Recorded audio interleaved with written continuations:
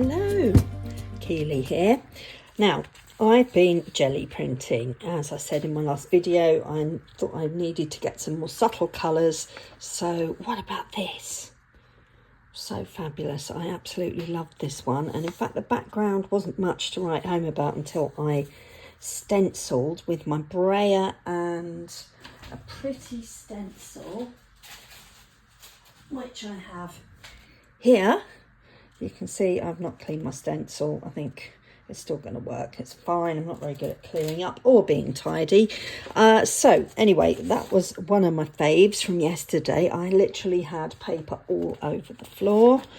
Had a lot of fun scraping and printing and rollering, trying out all my colours and some of the iridescents as well that I have.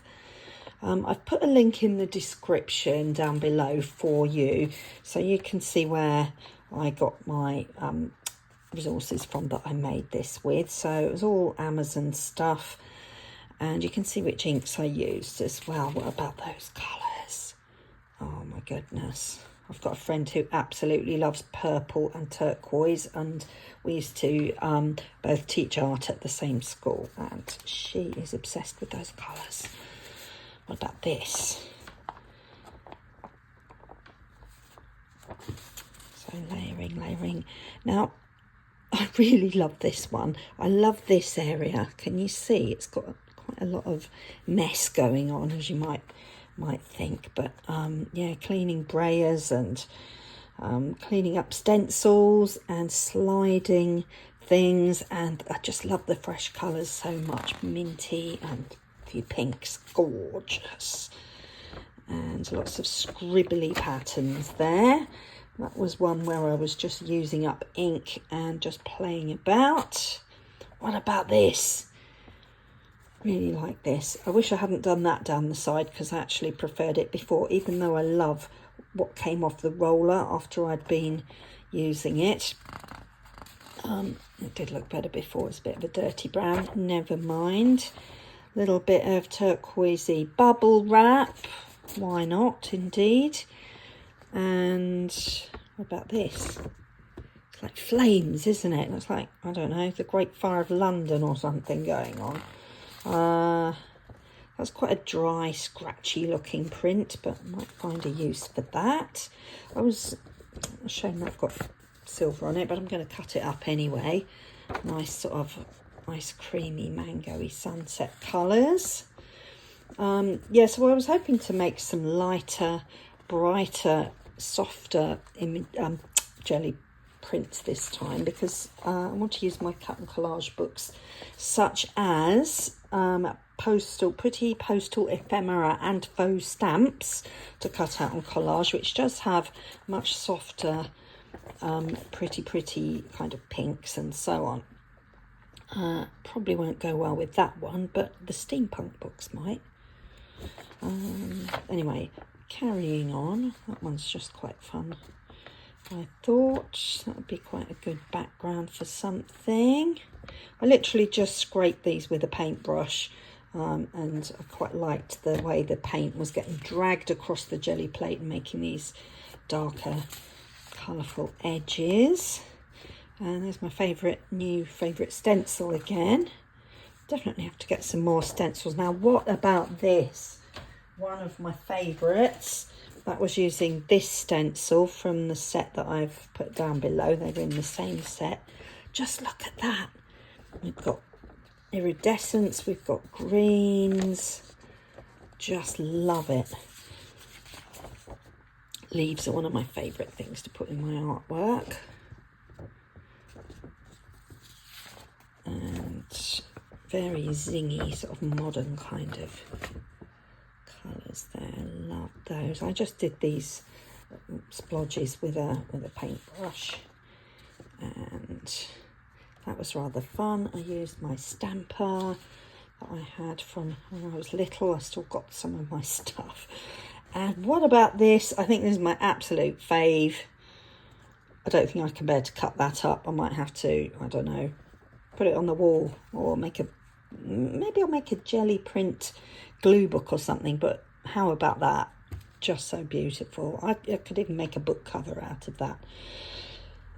Yeah, so there was one other one that I use, and I actually cut it up already and used it for my background, but these are the leftover pieces, so that'll give you a little clue of what's coming up next.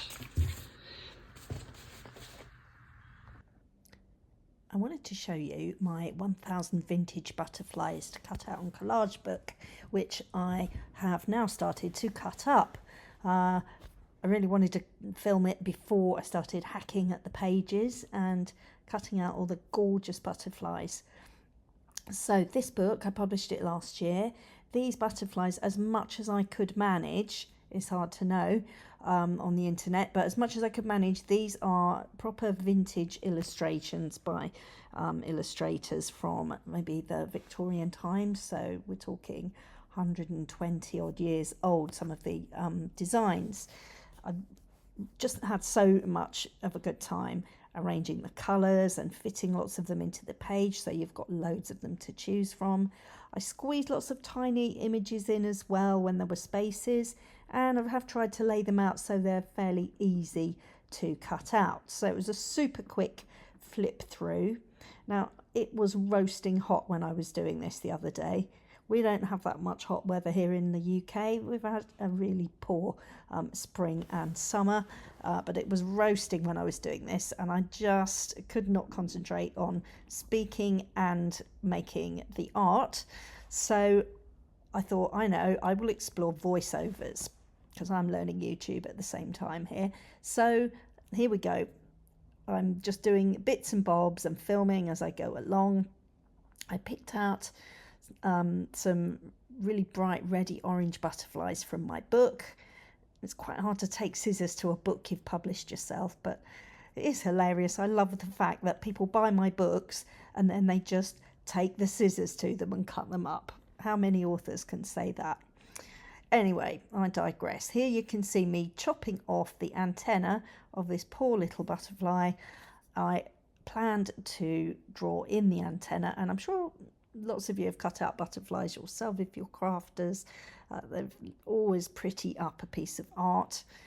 So here I am cutting out my number 4.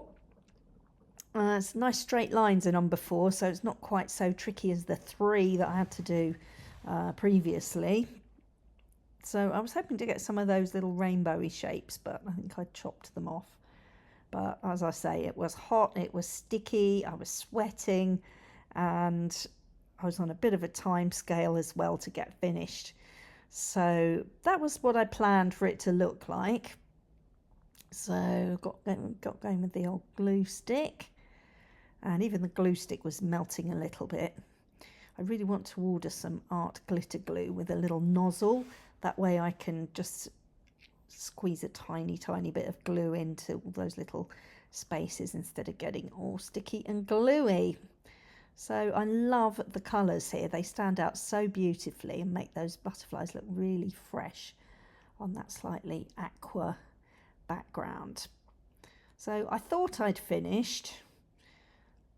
There you go, a bit of Pritt stick. Thought I'd finished here, and I managed to cut my holes by flipping the card over. Thank you so much to the person in the comments yesterday who pointed out that it's a much safer way of getting the corner round in exactly the right places to check underneath. So there you go.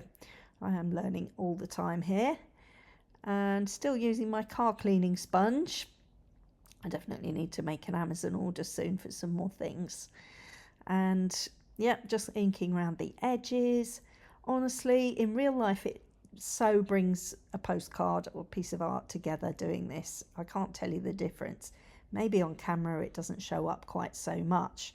So there we go. And I did try to tone down some of the brighter areas as well. There you can see, just dotting a little bit. It's got a lovely sheen to it, that archival ink, and just beautiful. So anyway, I walked away, I came back to it, and I thought, it doesn't quite look finished. So started to go around the number 4 with a slightly old ratty pilot type pen, just so it stood out a bit more, and I still wasn't happy, so it was time to take the scissors to another butterfly from my book, and a bit of fussy cutting. These are not my normal scissors, they're actually a pair from the kitchen drawer. Cutting off those antennae once again. So fiddly. But actually butterflies themselves aren't too bad to cut out. So if you were going to cut 1,000 out, maybe don't do it all in one sitting. There we go. So I think I'm going to have to do another butterfly book sometime with much brighter, more artificial colours, I think, as opposed to these beautiful natural ones. Because although they're as nature intended, it can be a bit limiting on the colour palette if you're looking for really specific colours that butterflies don't really exist in. So that book idea has been on my mind for a little while. Now I was still thinking there was something missing from that postcard. Can you spot the difference? Type in the comments what the differences are. You can see some of them anyway. So there is my finished postcard. If you've watched this far, thank you so much. This is a brand new channel. Really, really appreciate your time, and I hope to see you next time. Thank you so much for watching. Bye for now.